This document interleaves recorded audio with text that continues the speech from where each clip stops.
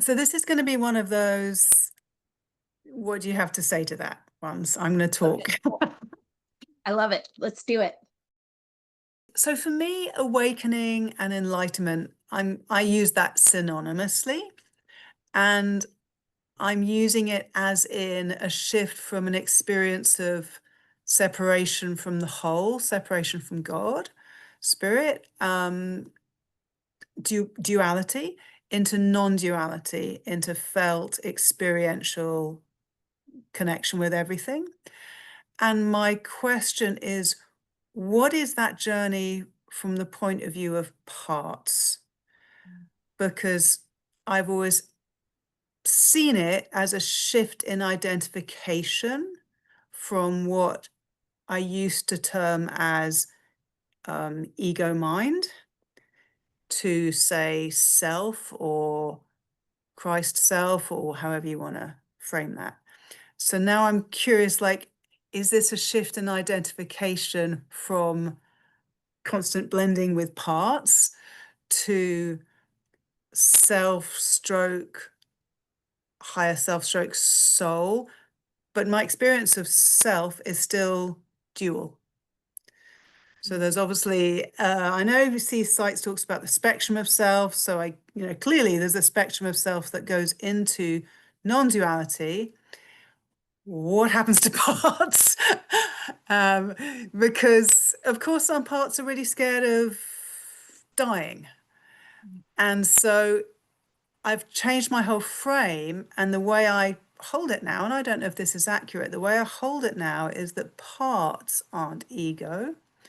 Parts burdens are what is traditionally, spiritually, not by Freud, but spiritually called as ego, is parts burdens.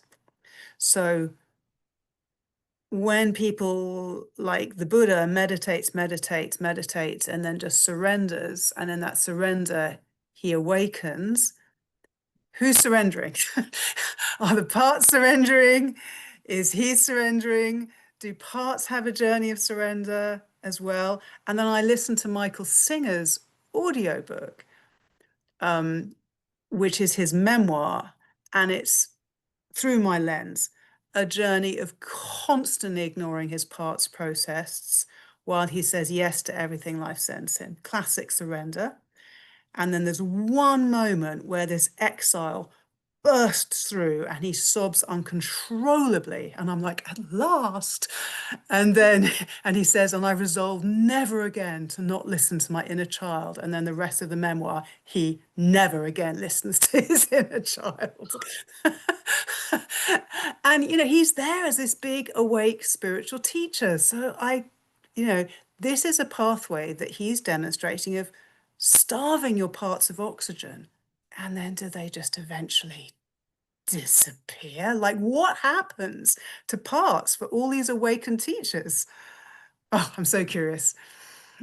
Okay, what do you want to say to this?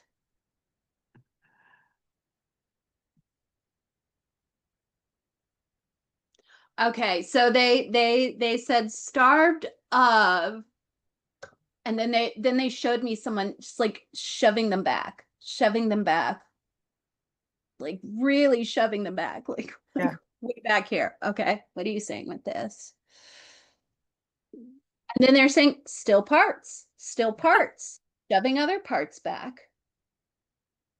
They're like when they're showing this to me, so my body's here and like I'm feeling an energy, like there's an energy directly behind me. They're saying it's within my back and it's like pushing parts back, unwelcomed, unwanted parts that what do you want to say? Parts that do not serve the agenda of the ones up here. And there's ones that feel like they've just kind of taken over. They don't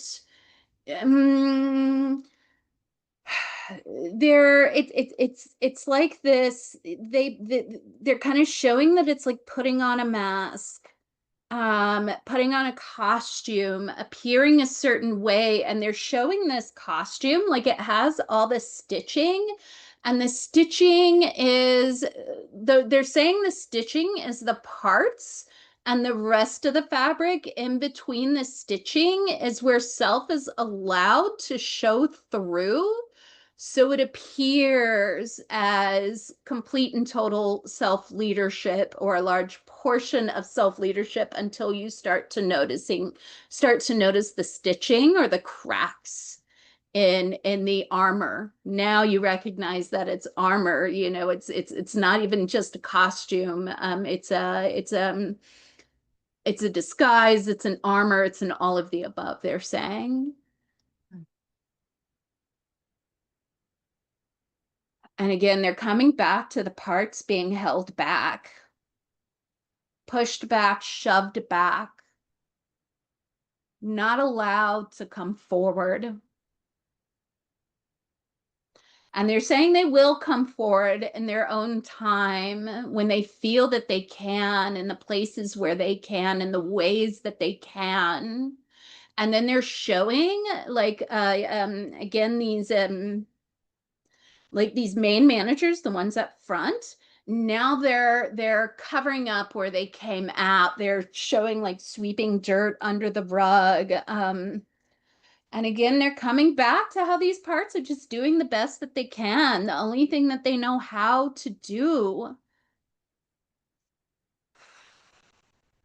Again, they're talking about the only thing that they know how to do.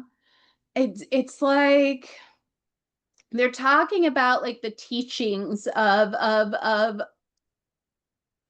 genuine self-led prophets throughout time, right?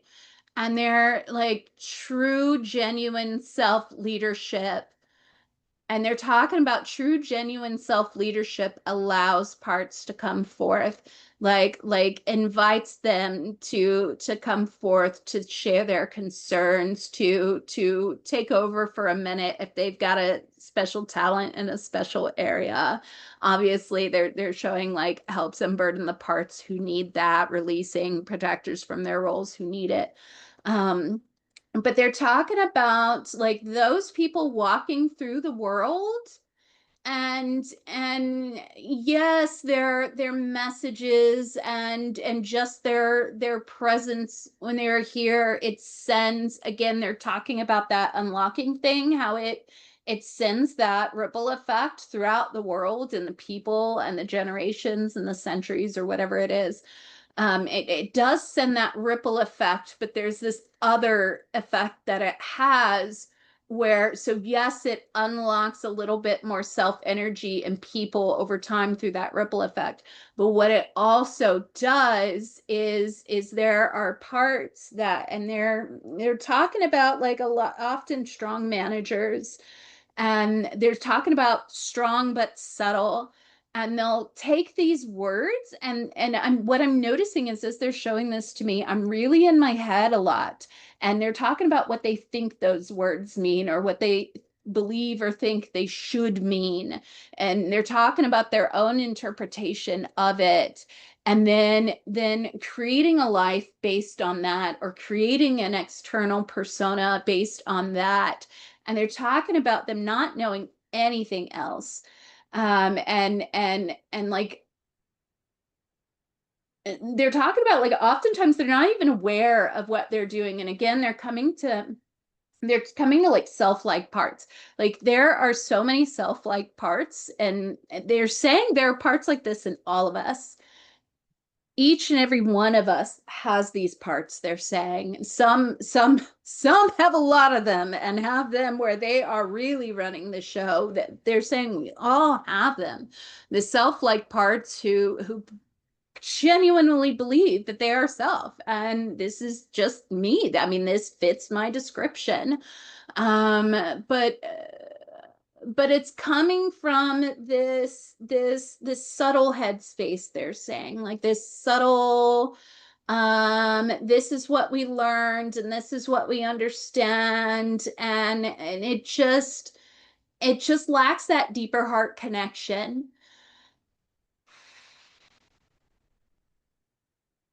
And they're saying, like, true self comes from within here, and they're not just talking about true capital S self, like the self of Emmy. they're talking about the self in parts too. True capital S self originates from within here, and not from here. And there's just a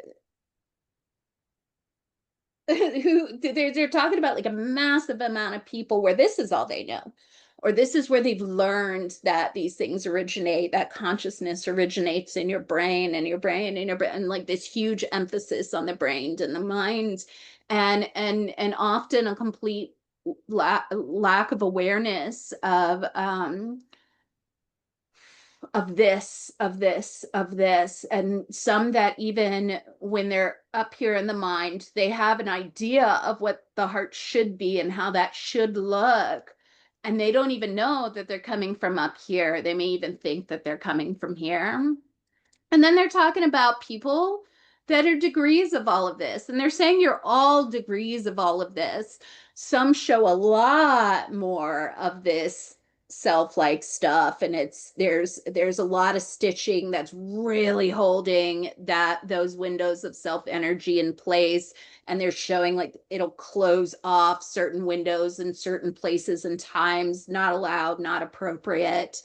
And then they're talking about, people who now, instead of it kind of being a window that shows, they're actually showing it's more like a netting as opposed to like a costume with that fabric that's allowing self to show through. And now this is more netting.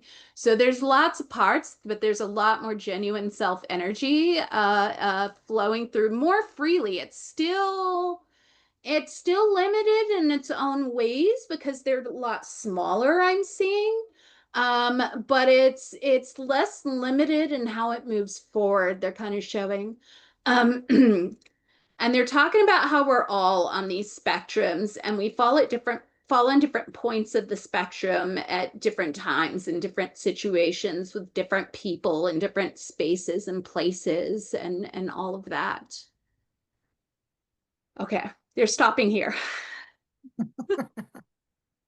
I feel like they could go even further into that stuff if we had time to I'm go on for 8 million years. so up for it.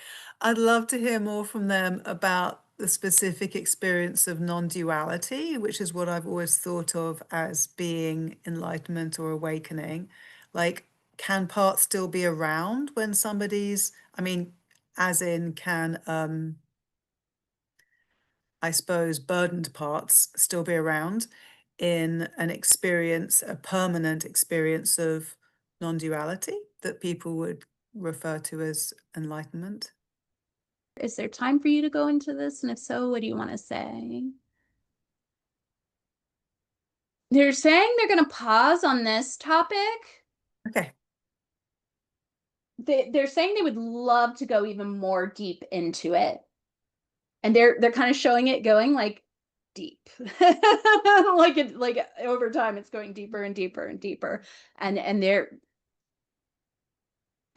saying they would love to, and they're talking about wanting to do it justice. Like there's something really important. They're saying some questions don't need deeper justice, some questions do. They're talking about some don't need deeper justice in the moment, some do, and this is one of those. They're saying this one deserves that deeper justice. Okay. So it will take patience, and that is okay. Yeah. Great. Well, thank you. You're welcome.